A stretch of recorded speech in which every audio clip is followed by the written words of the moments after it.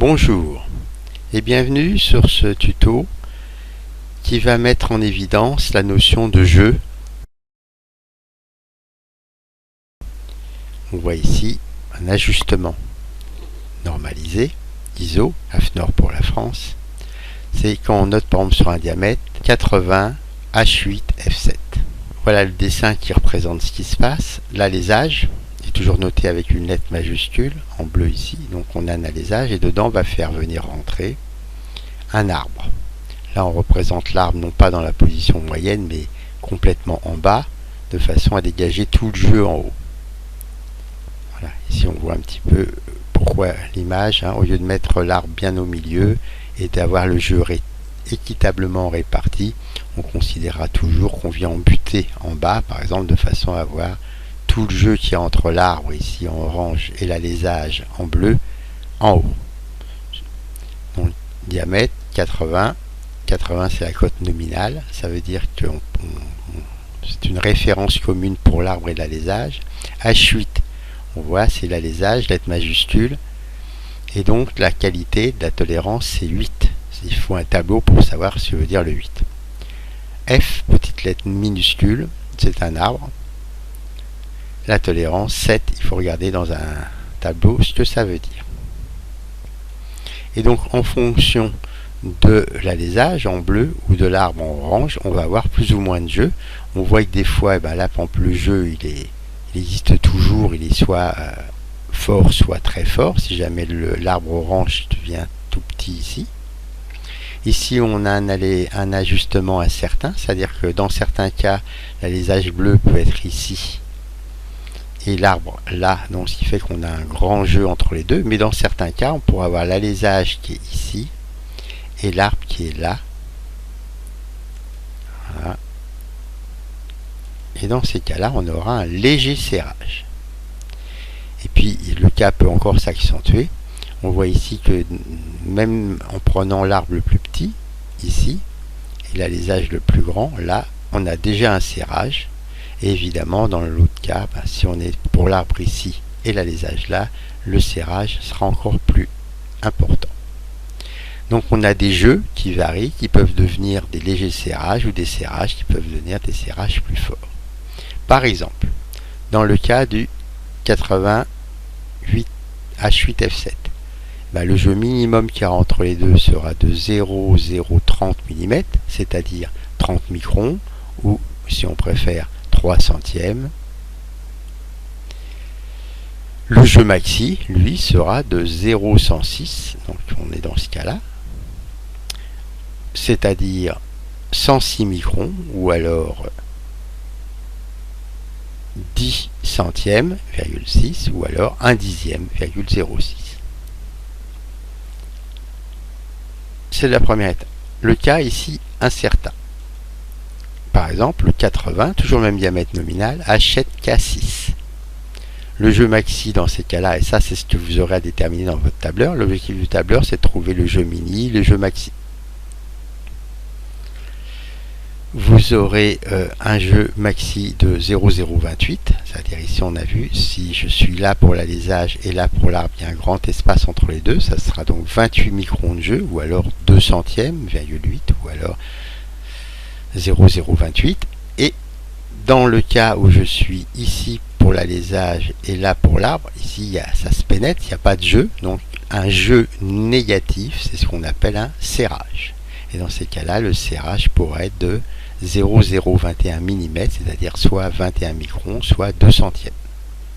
Puis enfin, le dernier cas à droite, ça serait le cas de un H7, grand H pour l'alésage, petit p pour l'arbre, P6. Dans ces cas-là, on aura un serrage, puisqu'ici on voit que ça pénètre, un serrage mini de 0,02, c'est-à-dire 0,2 microns, presque rien, et un serre négatif, c'est-à-dire un serrage maximum de 0,051, c'est-à-dire 5 microns de serrage. Si on dépasse trop de serrage, à un moment, on ne peut plus monter la pièce. Voilà le schéma courant qu'on présente. Les alésages sont notés avec les lettres grand A, grand B, grand C, etc. Ici, on trouve le fameux H qu'on a vu précédemment. Le H a cette particularité de toucher exactement la cote nominale d'un côté. Et pour les arbres, on utilise beaucoup plus de variantes, le F, le G, le H, le JS. Le JS que nous trouverons souvent puisque c'est une tolérance qui est répartie de chaque côté de l'arbre. C'est le fameux plus ou moins. Pour savoir combien vaut une qualité 7, on a ici les tableaux. Qualité 7, et bien ça va dépendre du diamètre. Si vous avez un diamètre de 6 à 10 inclus, une qualité 7, 6 à 10 inclus, qualité 7, vous avez 15 microns d'IT, T total. Si vous prenez une qualité 8, pour un diamètre de 20, 20 c'est ici, qualité 8, vous avez 33 microns d'IT.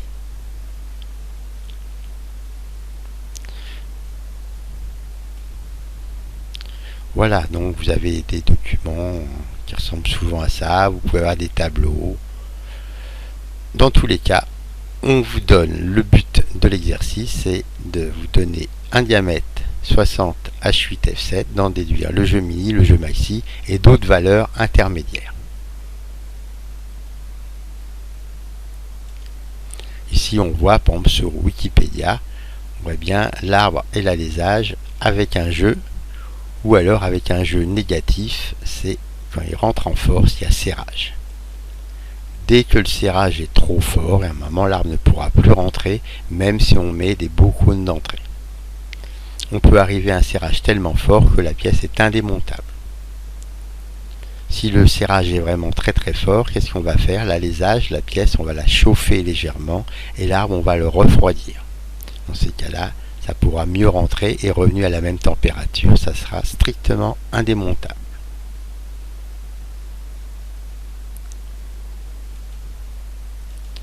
Alors au niveau tableur, est-ce que vous allez trouver un tableur déjà préparé?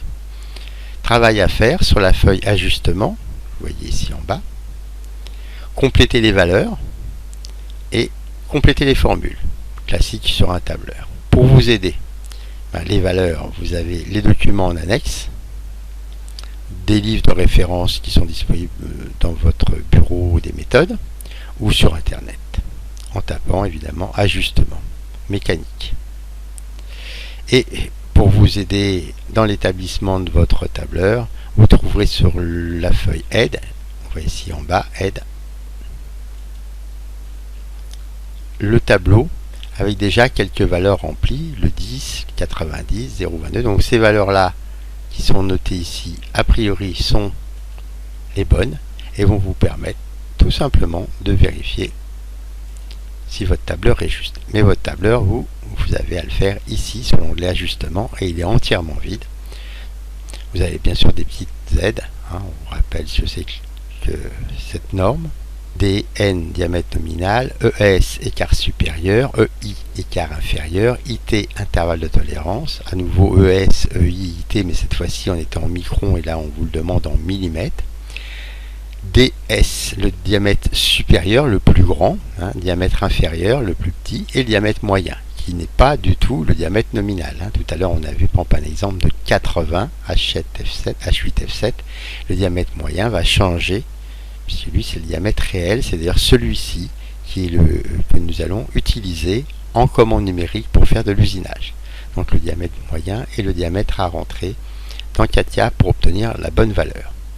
De tous ces IT et diamètres, mais surtout donc des valeurs des plus grands diamètres pour l'arbre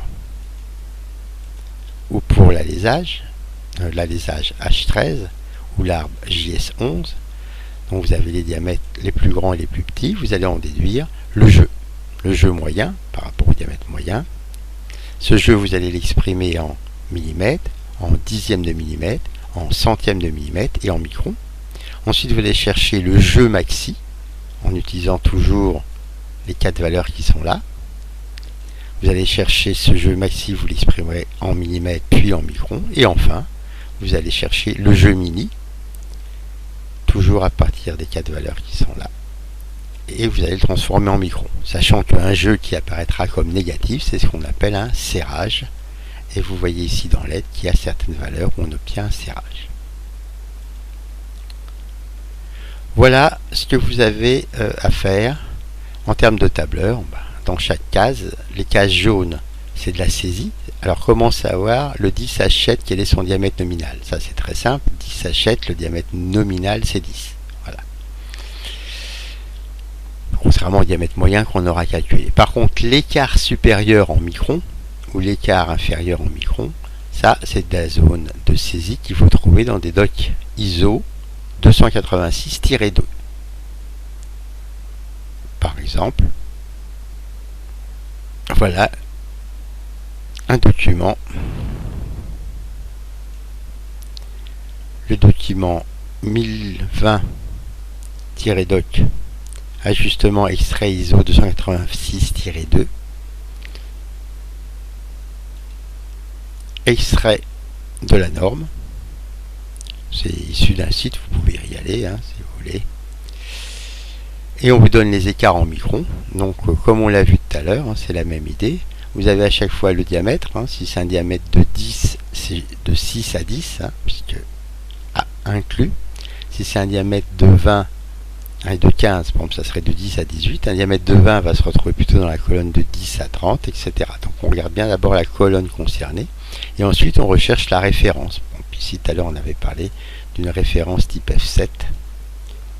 Voilà. Donc ça veut dire que je vais avoir ici moins 13 microns et moins 26 microns. Donc l'écart supérieur, moins 13 microns, l'écart inférieur, moins 28 microns. Si on vous avait donné du G6, ça serait du moins 5 microns, moins 14 microns. Et si on vous avait donné un diamètre plus grand, toujours pour du G6, on trouverait du moins 7 microns et du moins 20 microns. Pour ce qui est des alaisages, vous allez bien plus loin. Alors ici on retrouve le fameux JS11 dont on va avoir besoin. On s'aperçoit que le JS est bien systématiquement en plus ou moins. Et puis si vous continuez encore, vous allez avoir les extraits pour les alaisages. Les alaisages, donc on est souvent dans du H6, H7, H8, H9. Donc pour du H8 par exemple, ici on a du ici plus 29 microns, écart supérieur, écart inférieur 0. Alors pourquoi est-ce que pour les H, l'écart inférieur est toujours égal à 0? On l'a vu tout à l'heure, le H c'est une position qui est en appui sur le nominal. Donc l'écart inférieur est toujours égal à 0 pour un H. Voilà, et bien bon courage pour remplir ce petit tableur qui met en évidence le diamètre moyen dont nous aurons toujours besoin en commande numérique et aussi la notion de jeu.